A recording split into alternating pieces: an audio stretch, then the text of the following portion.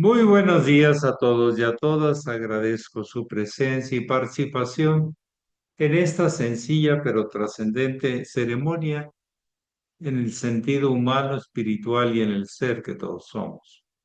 A la misma vez les agradezco que me permitan continuar en el peregrinaje que me encomendara mi maestro, el venerable Satarhat José Marcelli Di por el mundo, tratando de responder a lo que la vida me pide y enriqueciéndome de todo lo que la vida me da. Muchísimas gracias por estar aquí presentes. Muy bien, ustedes tienen la palabra. Adelante. Yo estoy para servir.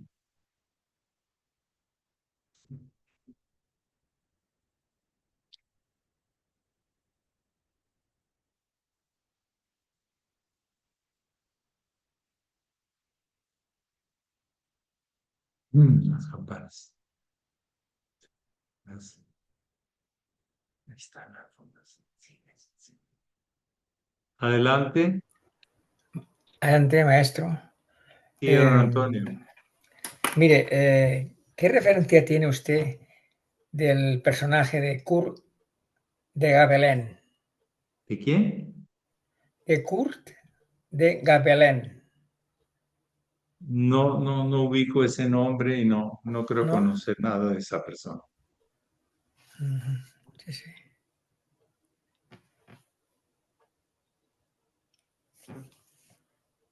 Ni lo que hizo. No sé.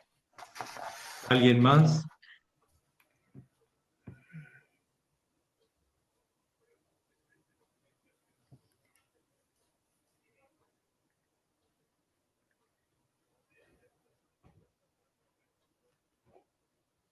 Tiene referencia a dice, Agripa. Ah, ya me lo preguntó el otro día.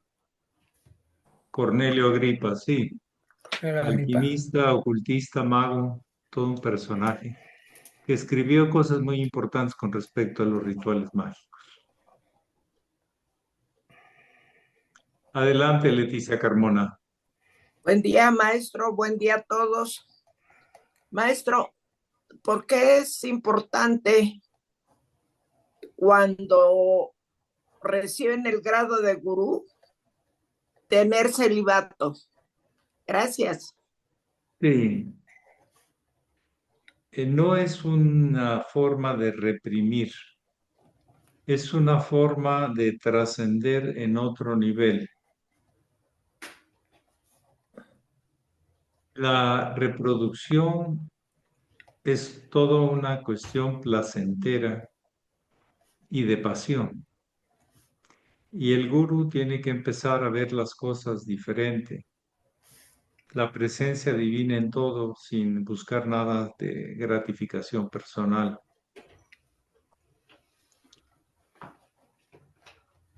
No es, como digo, no es una represión, te aguantas, sino más bien trasciende eso. En realidad, la fuerza vital, el Alan vital, como le decía por ahí el venerable Satarrat Marcelli, ese estímulo, ese impulso de la vida empieza ahí, pero tiene que llegar a otras frecuencias. El guru supuestamente da el paso de no retorno, el paso a liberarse de cualquier apego y servir a la vida tal como la vida se lo pida, sin decir prácticamente no. Andar por el mundo a lo que la vida te pida y como te lo pidan. Te da o no te da, eso no importa. Entonces, debes trascender tu sentido de posesión o de gratificación a tu ego. Es un periodo de sublimación, no meter tantas emociones, sino trascenderlas. Y se trata de aprender a ver la vida de otros desde otro nivel, ¿no? Como normalmente se ve en el lado animal humano. Por eso anda con sandalias blancas en un nuevo camino como un recién nacido, algo que está por descubrir. No se pide nada, se duerme en el suelo. No se toma fruto de la vida a partir de entonces. En el voto de Nazaret puede durar todo el periodo misional de ese iniciado.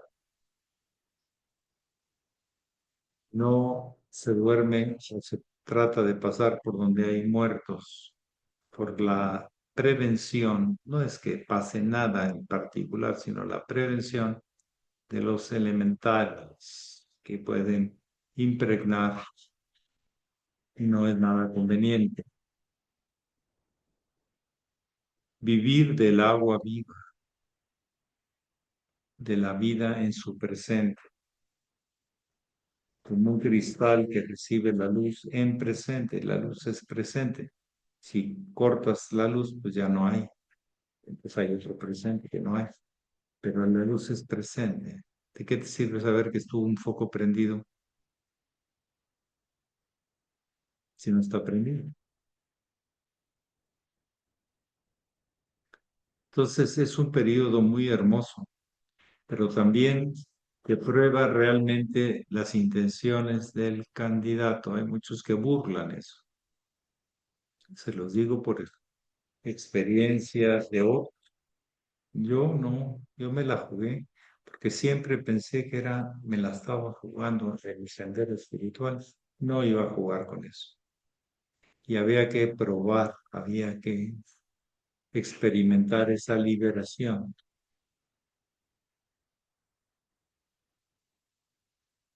Te den de comer o no, te den agua o no. Hay que cumplir, trascender cualquier sentido de limitación. Por eso se habla simbólicamente el paso de la oscuridad a la luz. Los tres primeros chakras, Muladhara, Svadhisthana y Manipura, deben integrarse para el gran impulso hacia el cuarto, el Anahata, donde se da cita el cielo y la tierra. Empiezas a percibir con mucha claridad, forma interna, la asistencia superior, pero tienes que estar completamente transparente. Entonces, ya no te casas, ni te das en casamiento. Debes usar todos tus recursos para la misión a la que te has consagrado, estás consagrando. Son aspectos de este indispensable paso si un iniciado desea trascender. Los que lo han burlado, obvio, con el tiempo, han enseñado que no pasaron su prueba, no probaron de esa liberación, siguen atados a lo más bajo, dinero, sexo. Por cierto, en ese periodo también no se toca dinero. No es que no se tenga, es que no se toca. Y no se pone una bolsita como hizo por ahí uno. Y sáquenlo de aquí y métanlo aquí. Era una burla. Burló o intentó burlar. Lo que no se puede burlar porque es la ley. No es un juego, es la ley. Y eso te acerca al sendero, te aleja de él. Tú mismo. Bueno, son aspectos de este paso de la sagrada tradición iniciática.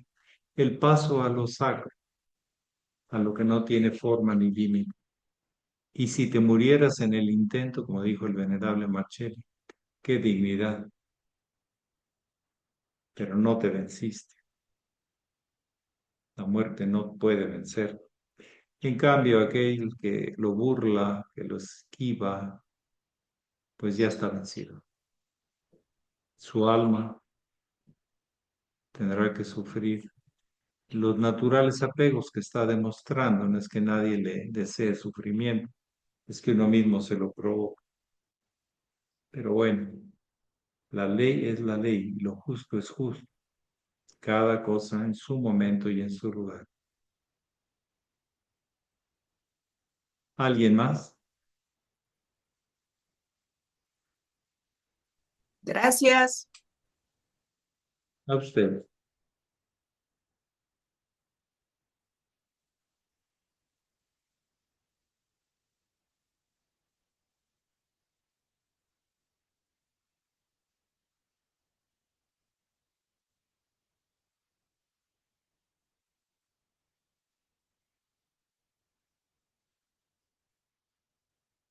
No va con compañera, no va con nadie, va solo. Lo pueden atender la gente, pero y ayudar para su misión, pero no duerme ni está con otra persona.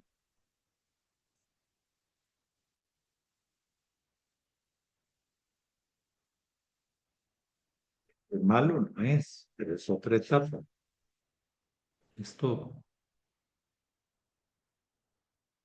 Y es una etapa de liberarte de esos vínculos tan profundos, humanos y animales.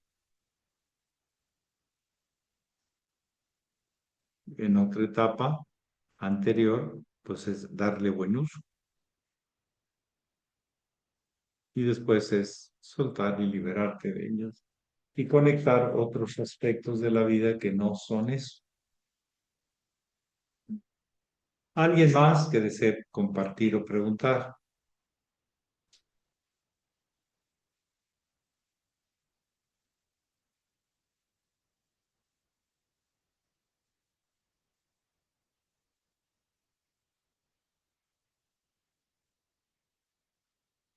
Gracias.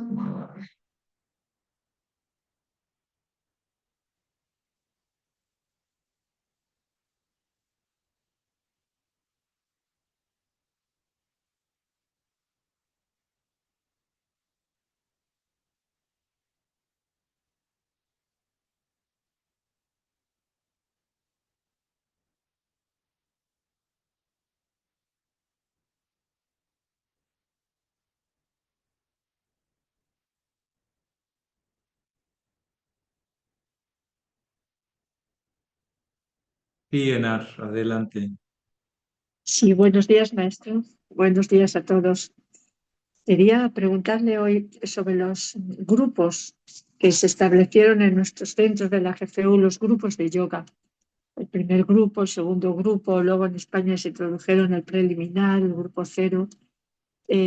¿Cuál fue la orientación de esos grupos para dividirlos en primero, segundo, tercero, cuarto?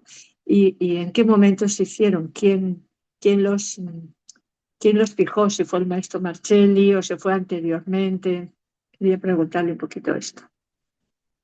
La pregunta es, ¿para qué quiere esa información? ¿Va a cambiar su experiencia cuando los practique? ¿No? Conocer la historia de nuestros grupos, del Pues proceso es que se nos curiosidad, aconseja para... es No, por curiosidad. explicarlo también en las formaciones, el por qué, el primer grupo, segundo grupo, tercer grupo. Porque a veces preguntan Es por qué obvio, no a cambiamos. ver, vamos a empezar a contestarle.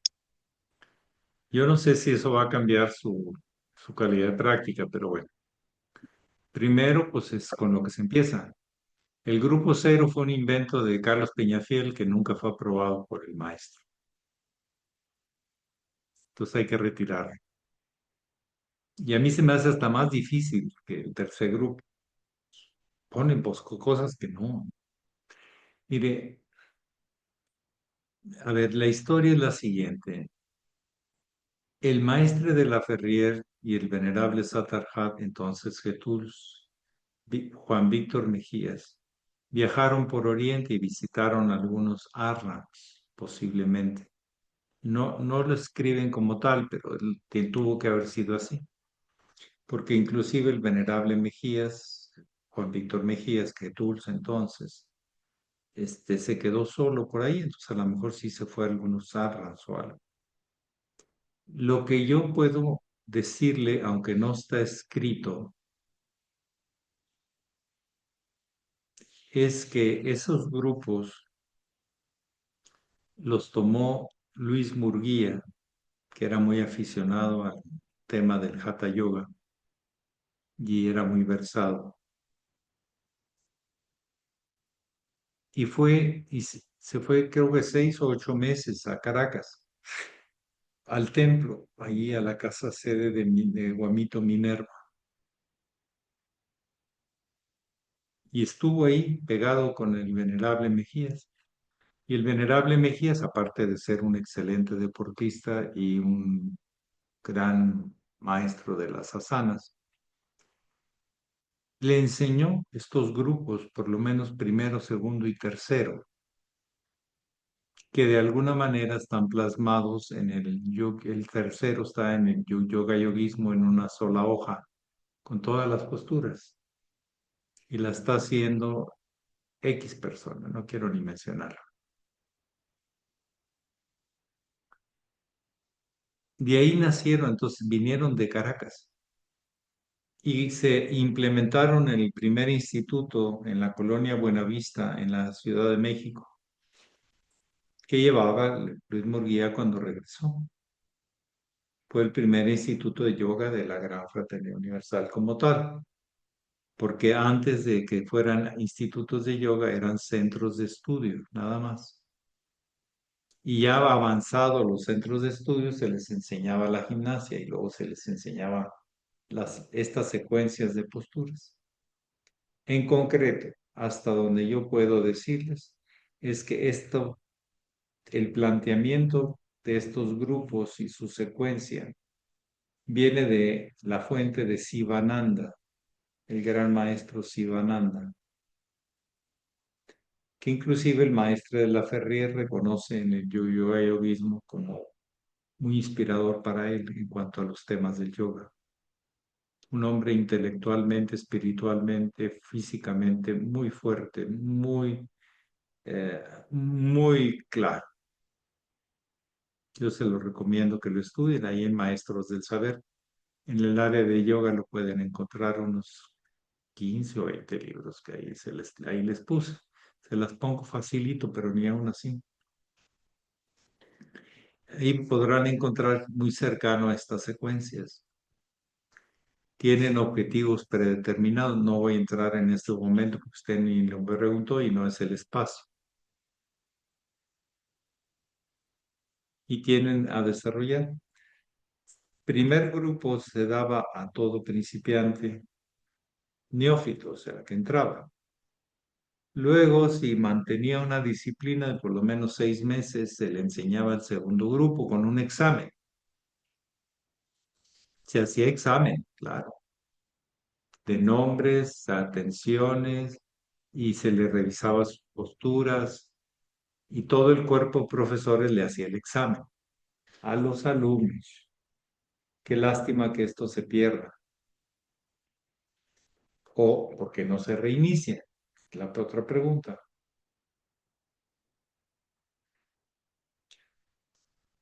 Ya Yo cuando se misma hice el llegaba examen. Yo recuerdo haber hecho el examen este cuando empecé, sí. Bueno, entonces si quiere lo dejamos ahí.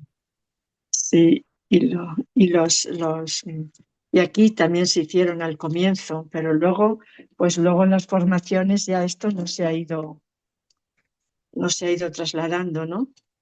Entonces por eso quería conocer el origen, el sentido, para seguir Es transmitiendo que no esto. no he terminado. Perdón, sí. ¿Ok? El segundo grupo entonces hacía con este examen. Se les daba todo el apoyo al alumnado para que llegaran y hicieran su examen, que vieran que era algo formal. Ahorita entran y salen y se van y se vienen como les da la gana. Eso no es correcto. Y cuando llegaban a Mediogenian, el venerable sublime hermano mayor nos dio instrucciones que dadas las características del tercer grupo, era importante que ya fueran vegetarianos para transmitirles el tercer grupo. Sí, no, el primero y segundo no era necesario, eran alumnos. Y el cuarto grupo pasaba un examen con el hermano mayor. que fue un grupo que desarrolló Domingo de Asporta y que el maestro dijo, está bien, muy fuerte para las rodillas y para las caderas. El cuarto grupo era muy particular. Pero el maestro Estrada hacía un examen personal del gurú para pasarlo al cuarto grupo y que se estuviera reportando con él en cuanto a los avances psicológicos, fisiológicos, energéticos, etcétera, etcétera, etcétera.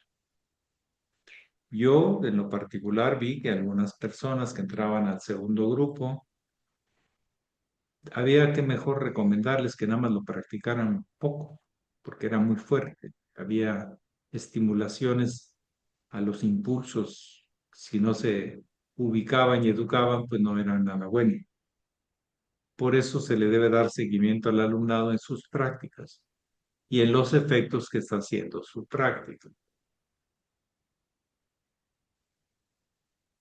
Esto es linaje, esto es transmisión. Hay gente que no ha practicado yo, como el señor Torres, nunca ha practicado nada de eso. Se le inventa, es muy buen inventor, pero bastante incoherente, pero bueno.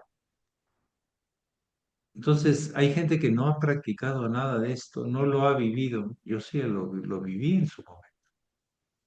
Y tengo la experiencia y creo que no me he detenido en eso, en la línea del yoga. Entonces, pero sí tiene un sentido pedagógico, tiene un sentido de acompañamiento, tiene un sentido de investigación, tiene un sentido de una forma de vivir. Y eso pues incluye muchas cosas. No es nada más ahí unos giros y contorsiones y posturas. Yo veo más a veces en las posturas del yoga que más poses que posturas, menos activaciones y conocimiento de las áreas que se están activando y más el beneficio estrictamente que si duermo bien y como bien y me va bien en los amores. Esas son las formas de que la gente evalúa su desarrollo. Es mucho más que eso. Entonces nuestra propuesta debe ser mucho más profunda y no solamente enseñarlo, sino dar el ejemplo y la inspiración de que uno sabe lo que le está diciendo. Cuando estuve en Cuernavaca me di cuenta que no tenían la menor idea de lo que es una clase de yoga. Ya estaba toda deformada. Y las posturas y esto, algunas las hacían bien y otras bastante mal. Pero uno está para educar y para tratar de inspirar, pero hay gente que ya cree que ya se la sabe, todas, todas, aunque tenga 30 años cometiendo los mismos errores. No los quiere corregir. Pero bueno, el tema es que hay instrucciones importantes que se deben vivir en todo el camino del dar y pensar que es un camino espiritual, es un camino que involucra toda tu vida y no solamente ejercicio, que de por sí es bueno, pero limitado. Eso es lo que le puedo platicar de un estilo y una práctica transmitida a nosotros, discípulos del hermano mayor.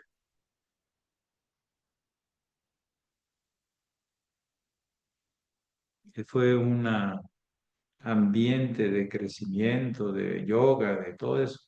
Ahora es una escuelita más ahí en un lugar ahí que se dan unas cuantas gimnasias y posturas, que no es nada malo, pero no es una forma de vida, es un cambio de mí mismo, de verme a mí mismo y de verme mi compromiso con la vida.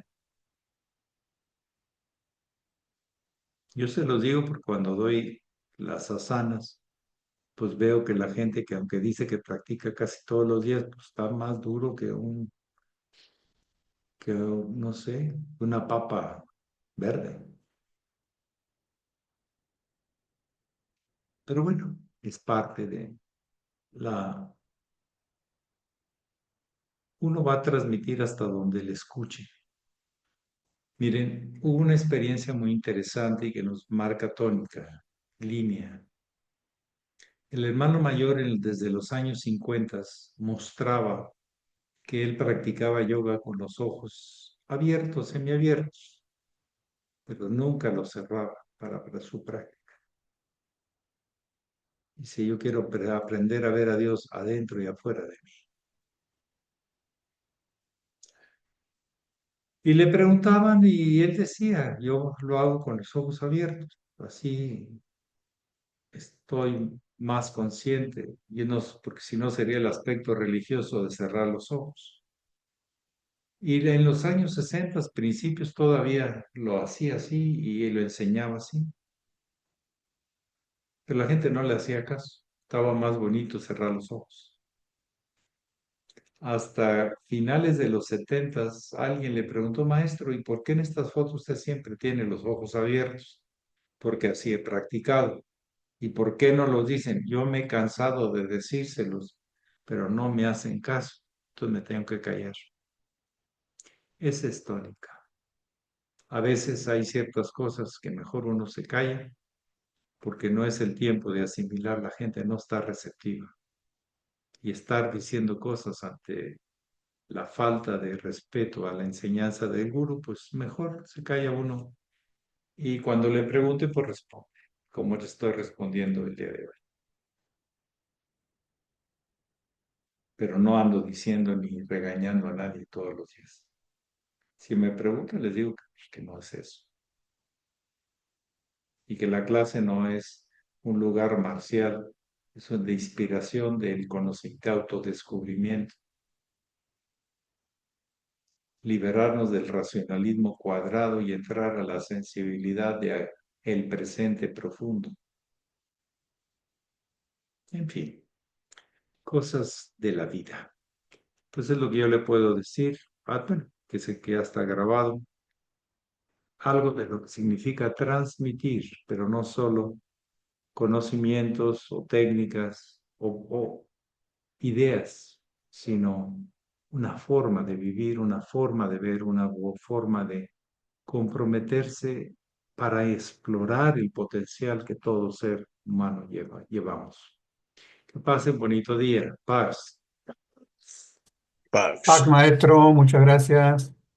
Buen día. Muchas gracias, maestro. Gracias, maestro. Buen día a todos. Ustedes. Buen día.